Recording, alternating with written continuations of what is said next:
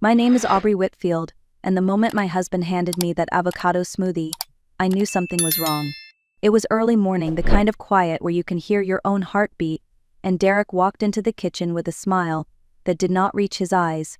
He held out the glass and said he made it just for me. I did not drink it. Something in my chest tightened.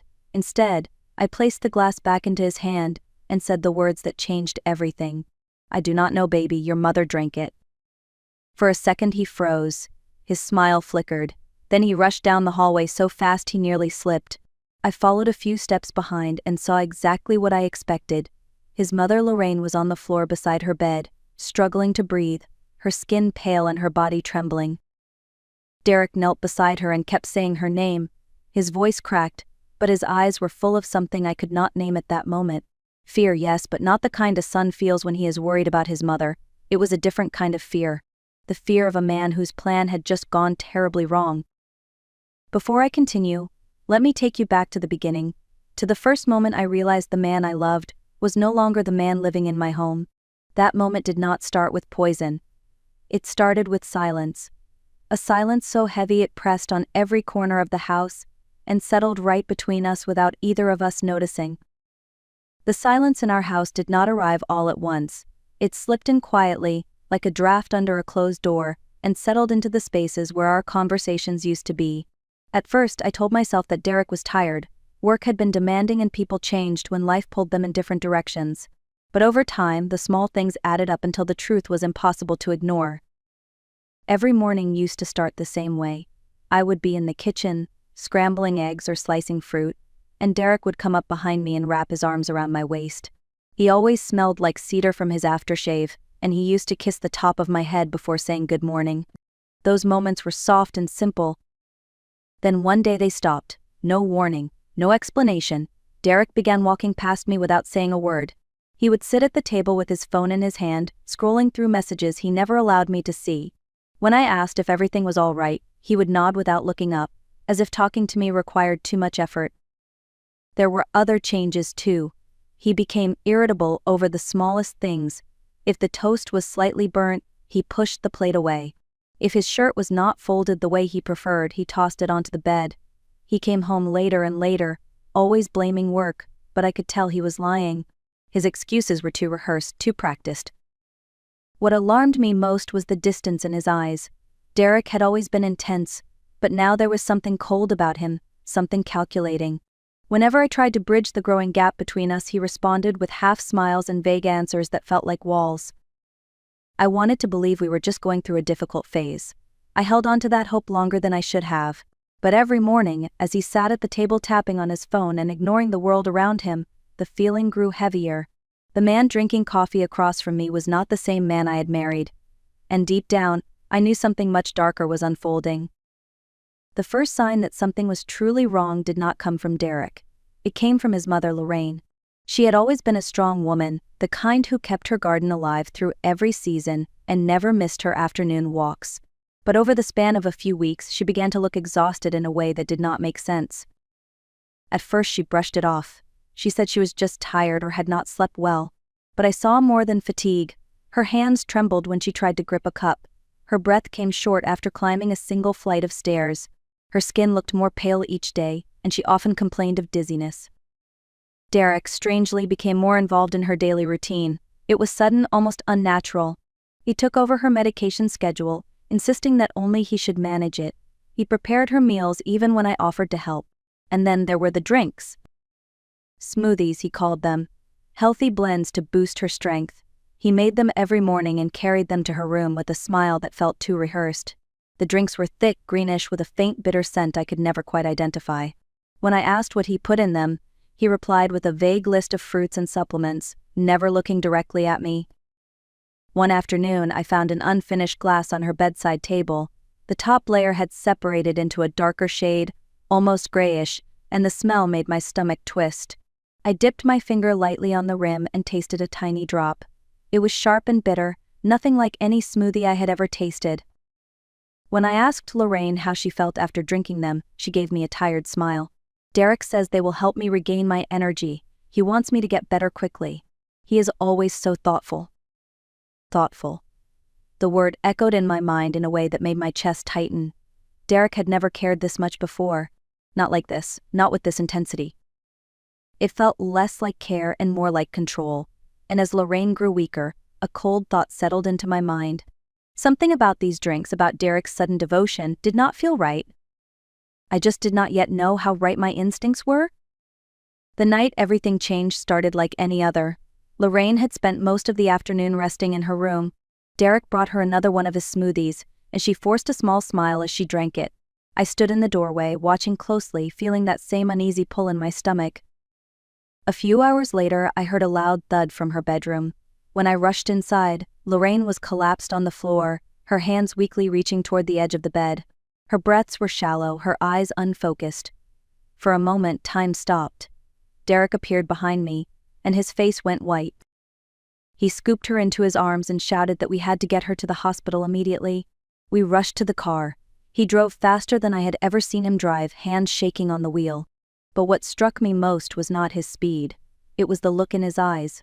It was fear, yes, but not the kind of fear that comes from losing a parent. There was something deeper, something almost frantic, like a plan slipping through his fingers. At the hospital, Dr. Mason Hale examined Lorraine carefully. After a series of tests, he pulled Derek and me aside. His voice was calm but firm. Her symptoms resemble the early stages of toxic exposure. Not lethal, but serious enough to cause a collapse. Derek immediately denied everything. He insisted she must have eaten something spoiled. His words poured out too fast, too desperate. Dr. Hale asked what she had consumed that day, and Derek hesitated.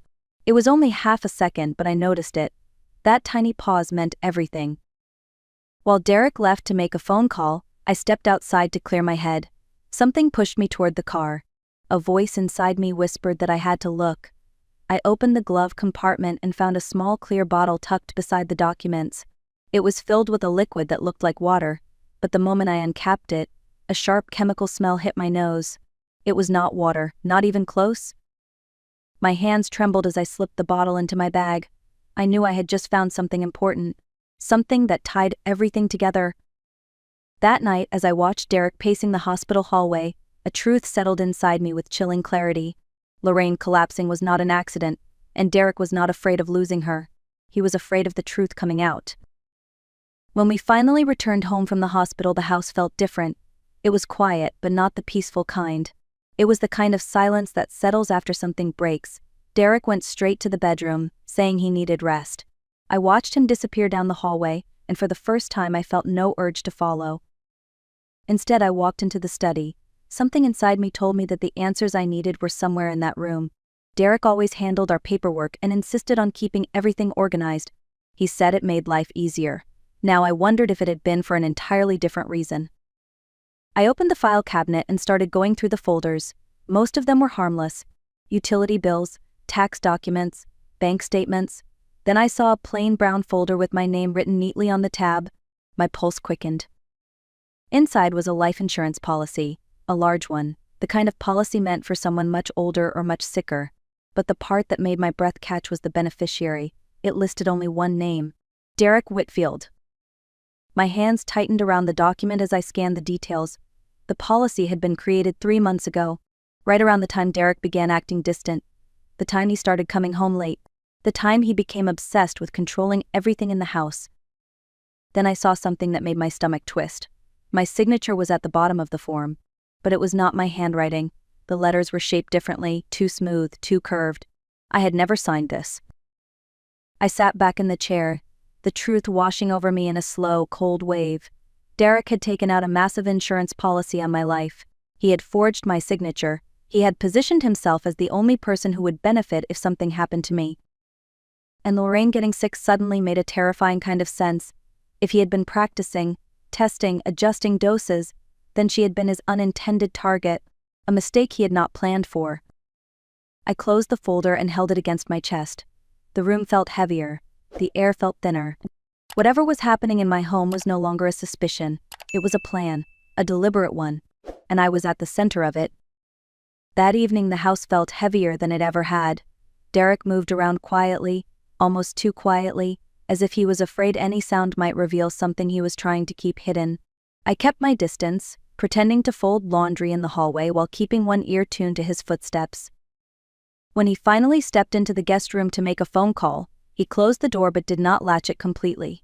A thin sliver of light shone through the gap, and his voice traveled just enough for me to hear. I held my breath and moved closer, each step careful and slow. At first his tone was low, almost irritated. Then it shifted. He said, "She does not suspect anything. She has been calm all day. It should not take much longer." My heart thudded in my chest. I pressed my back against the wall, the words sinking into my skin like cold water. There was a pause, and then he continued, "Yesterday was not supposed to happen. She drank it before I could stop her. Yes, I know it was risky, but I had to try something." My hands began to shake. I stared at the wall in front of me, every muscle in my body tightening as the truth became clearer. He spoke again, this time slower, more deliberate. "Once everything goes through and I get the money, we can move forward. I just need the right moment. That is all." The right moment. He was talking about me, not Lorraine, me. It felt as if the entire hallway tilted beneath my feet. I reached for the doorknob of the linen closet beside me, steadying myself as my breath turned shallow. I forced myself not to make a sound, not yet, not until I knew exactly how far this plan of his went. A soft laugh escaped him, the kind that carried confidence, even excitement. "I will handle it. Do not worry, she trusts me." He ended the call with a calmness that made my skin crawl. When he stepped out of the room, I had already moved back toward the living room, pretending to sort blankets. He walked past me without a word, humming a tune under his breath as if he had not just planned the end of our marriage, and possibly my life. That was the moment I realized the truth in its full, chilling form. I was living under the same roof with a man who was waiting for the perfect opportunity to make sure I never saw another sunrise. The next morning I went to the hospital early, long before Derek woke up. The hallways were quiet, and the soft beeping of machines echoed down the corridor as I approached Lorraine's room. She was sitting up when I walked in, her face still pale but her eyes clearer than they had been in weeks. She smiled weakly when she saw me. "Aubrey, you are here early. Is everything all right?" For a moment I hesitated. I did not know how much to tell her. But then I remembered the way she collapsed, the way Derek had panicked for the wrong reasons, and the bottle I had found in the car. She deserved the truth. Maybe she even needed it. I sat beside her and lowered my voice. "Lorraine, has anything felt strange recently? Anything at all after drinking the smoothies Derek made for you?" Her expression shifted. At first she looked confused, then thoughtful and finally troubled. She stared at her hands for a long moment before speaking. "I thought it was just age catching up to me," she said softly. "But something felt off. After those drinks I always felt dizzy, or sick, but I did not want to worry him." I took a breath and decided to speak gently. "Lorraine, I need to tell you something. I think Derek may be involved in what is happening, not by accident, on purpose." Her head lifted sharply. She searched my face, and in that moment I saw the moment everything connected for her. The sudden attention, the controlling behavior, the drinks she never asked for, the way Derek hovered over her. Her voice trembled when she finally spoke. "I knew he was ambitious. But this? Aubrey, what has he done?" I told her everything. The insurance file, the forged signature, the overheard phone call, the bottle in the car. She listened without interrupting, her eyes filling with disbelief and regret. When I finished, she reached for my hand and held it tightly. "You are not facing this alone," she said. "Whatever he is planning, we will stop it, together." In that quiet hospital room, something shifted. For the first time since everything began, I did not feel alone. Two women, once connected only by marriage, were now bound by something far stronger: the truth.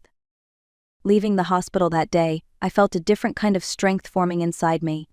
Fear was still there, of course, but it no longer controlled me.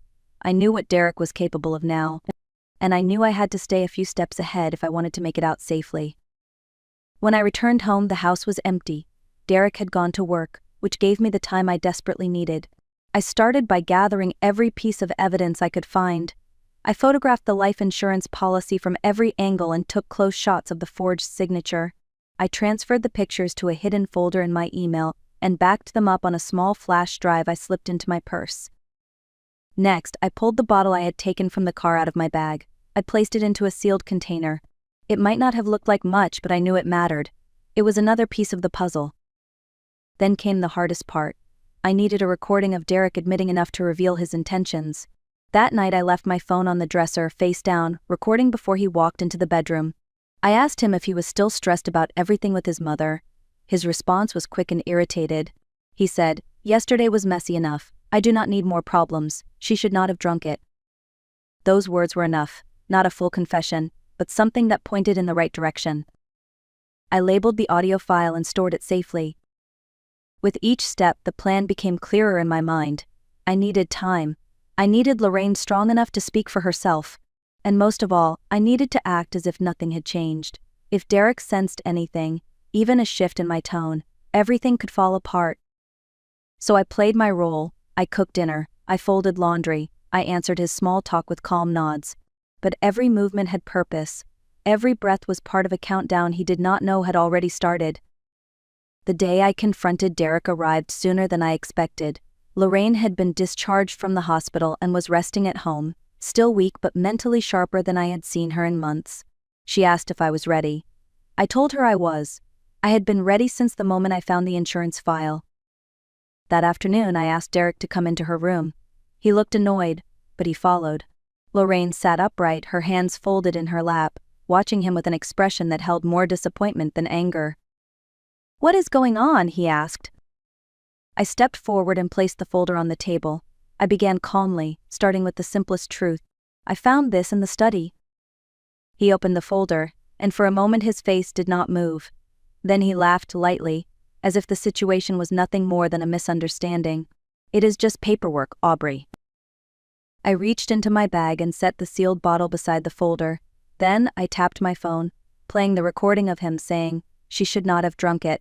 His expression changed instantly. The confidence drained from his face. Lorraine spoke next. Her voice was steady. "Derek, look at me. You almost killed me. Do you understand that?" He stared at her, struggling to find words. He muttered excuses about stress and pressure, but the truth was already laid bare in the room. There was no way to disguise it. I stepped back, letting the silence speak for itself. When he finally lifted his eyes to mine, I said softly, "I am leaving. And everything here will be turned in. You will not have another chance to hurt either of us." I walked out of the room without waiting for a response. For the first time in months, the air around me felt clear. I left the house that same evening with one small suitcase and the evidence secured in my bag. I did not slam the door. I did not raise my voice. I simply walked away from the place where I had almost lost myself.